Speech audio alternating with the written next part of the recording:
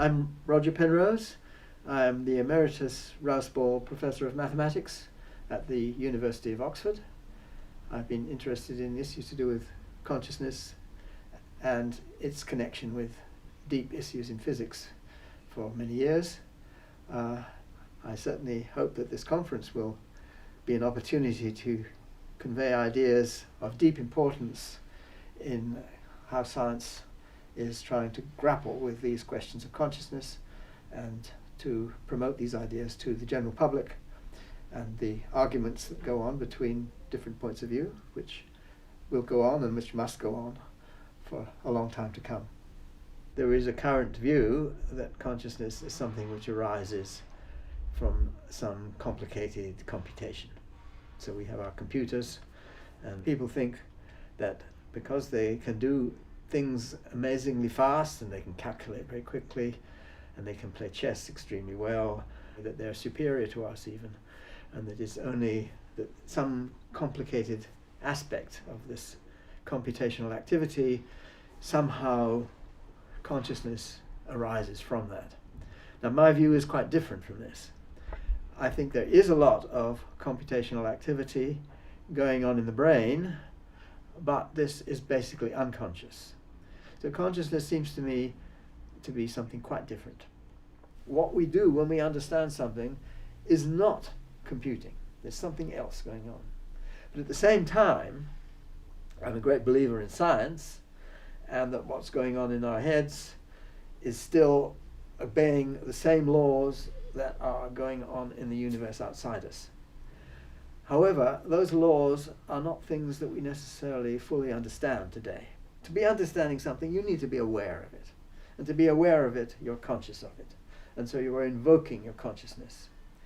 So to me, there is something outside the computational laws of physics. And when I wrote my book, The Emperor's New Mind, I was trying to develop this idea, and I was trying to say, well, there is something else out there. What could it be? Where is the biggest gap in our understanding of physics? There are lots of gaps in, we don't know what governs the masses of particles. We don't know all sorts of detailed things. But most of these things don't have a direct bearing on what a brain does. I mean, it's the wrong scale.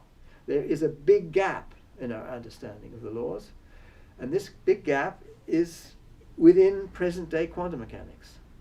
There are two procedures in quantum mechanics, the Schrödinger equation and the making of the measurement, and they're inconsistent.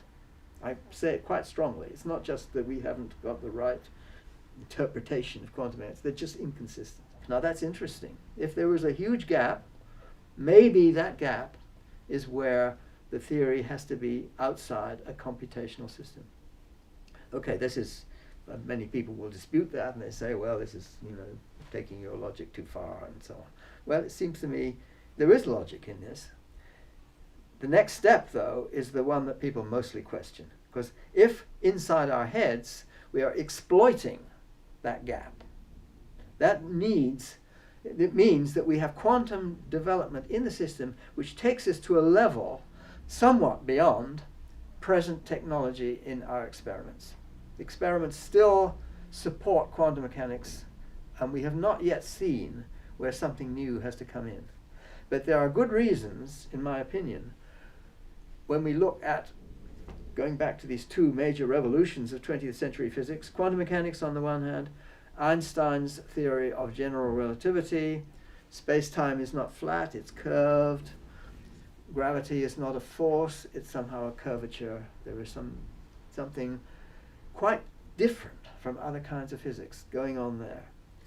If you bring these two great theories together, we see this conflict suggests strongly that there must be a change in the rules of quantum mechanics at a certain level.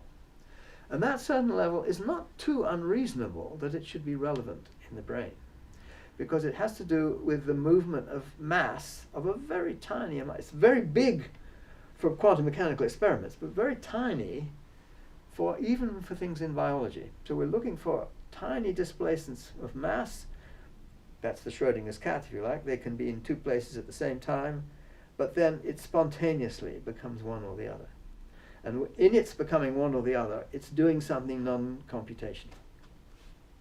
Now, when I wrote The Emperor's New Mind, I knew something about nerve propagation, and it just didn't seem to me there's a chance. There's no chance, because in nerve propagation, it disturbs the rest of the brain in a way which would completely destroy the coherence that you would need in your quantum system to be able to probe this new level in quantum mechanics.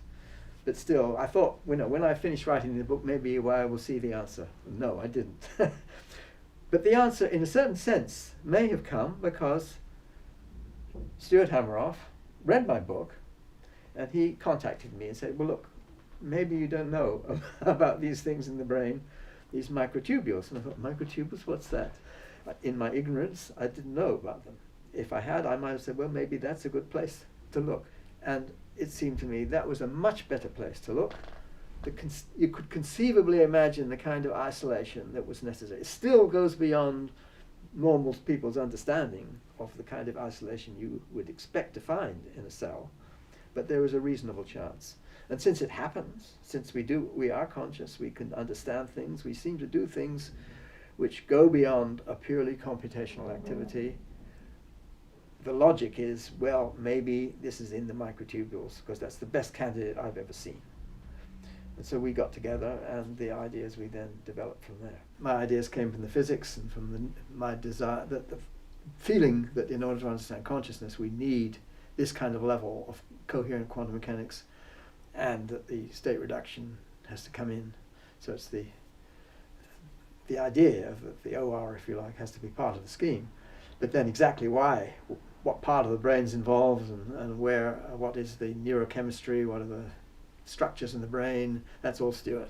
So mine is on the physics side and his is on the biological side.